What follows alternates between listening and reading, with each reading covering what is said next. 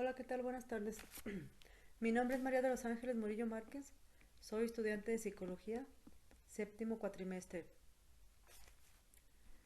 Y en esta ocasión les traigo y les quiero compartir información sobre un trastorno específico del lenguaje. Es muy importante conocer sobre este trastorno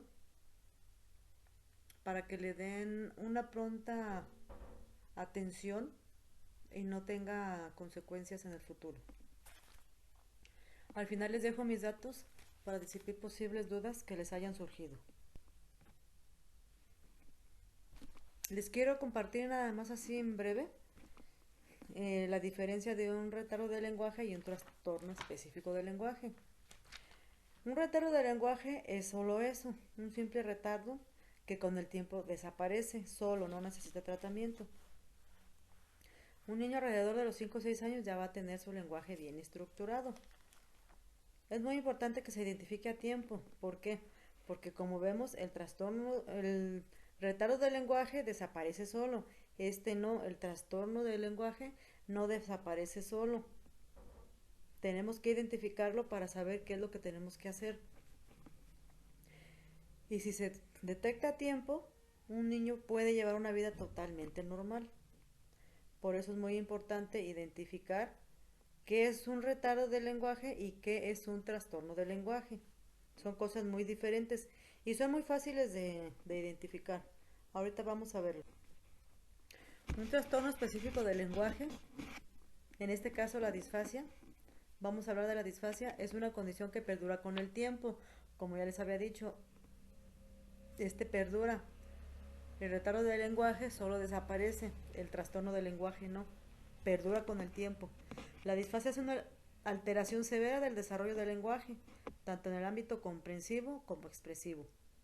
La disfasia se considera una afectación específica del lenguaje, ya que no se justifica por ningún déficit sensorial, motriz, intelectual o socioemocional, sino que es un trastorno único y exclusivo del procesamiento del lenguaje. En las demás áreas el niño está completamente sano. Únicamente el lenguaje es el área que se ve comprometida con este tipo. Vamos a ver cuántos tipos de disfasia hay. Solamente hay dos. La disfasia motriz o expresiva. Estos niños muestran un buen nivel de comprensión, pero al mismo tiempo presentan una destacada dificultad para poder imitar los sonidos de fonemas y palabras, y poseen un lenguaje pobre y escaso. Por lo mismo que tienen dificultad en imitar los sonidos y los fonemas, tienen un lenguaje pobre. No saben cómo, no saben cómo, porque sí saben hablar, pero no saben cómo hacerlo. Disfasia sensorial-receptiva. Este tipo de disfasia se caracteriza por la presencia de dificultades en las asociaciones verbales, en la interpretación del lenguaje ambiental. Por ejemplo, tienen dificultad para interpretar las sensaciones que les dan los colores claros en una habitación. Ellos no saben interpretar qué es lo que piensan al ver esos colores. Sí saben qué es lo que piensan, pero no saben expresarlo.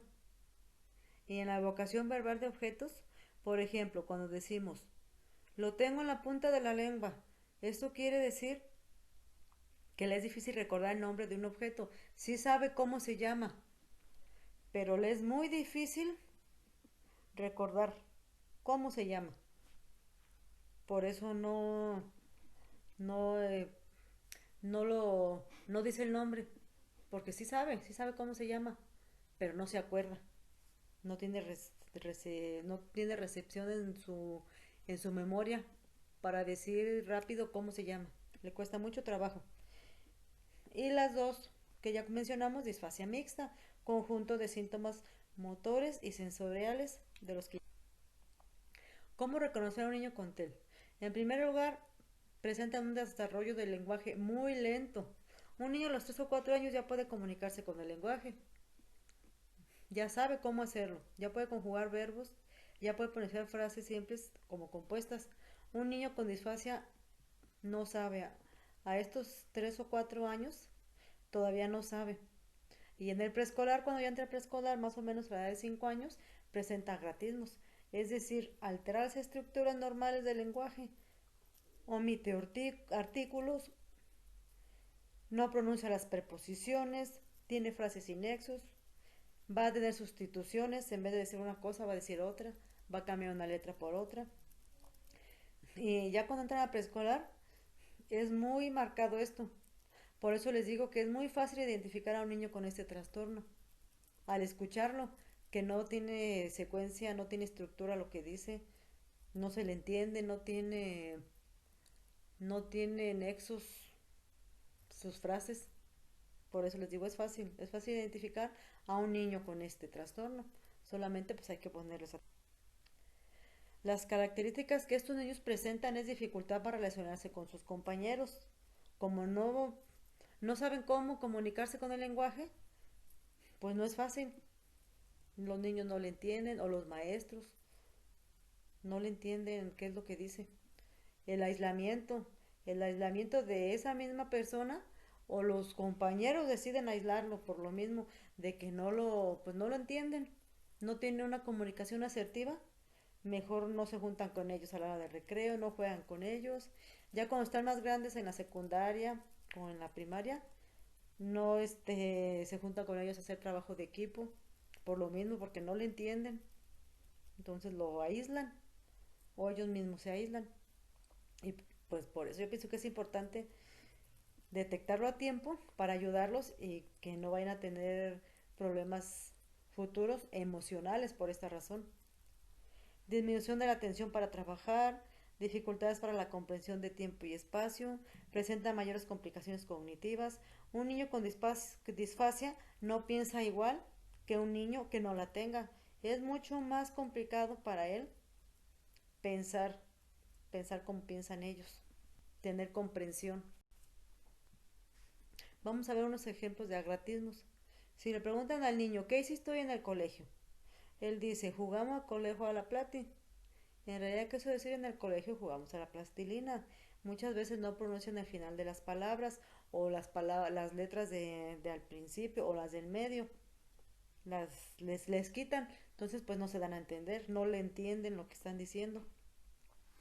Tienen errores sintácticos, que esto es alteración de frases. Para decir los pájaros vuelan alto, dicen los pájaros a volar arriba. Tienen también errores fonológicos de pronunciación. Por decir edificio, dicen edificio, le cambian una letra. Tienen dificultades con el uso del lenguaje. No saben cómo usar el lenguaje para comunicarse. O sea, con el contexto pragmático. Sí saben hablar, sí escuchan, sí saben qué quieren decir, pero no saben cómo. Por eso no tienen una comunicación con otras personas, porque no saben cómo darle secuencia. No saben cómo estar platicando y contestando lo que les están preguntando. Vamos a ver cuál área del cerebro se necesita reforzar. Tenemos 4 lóbulos cerebrales: el frontal, el parietal, el temporal y el occipital. El área que se ve afectada por este tipo de trastorno es el frontal.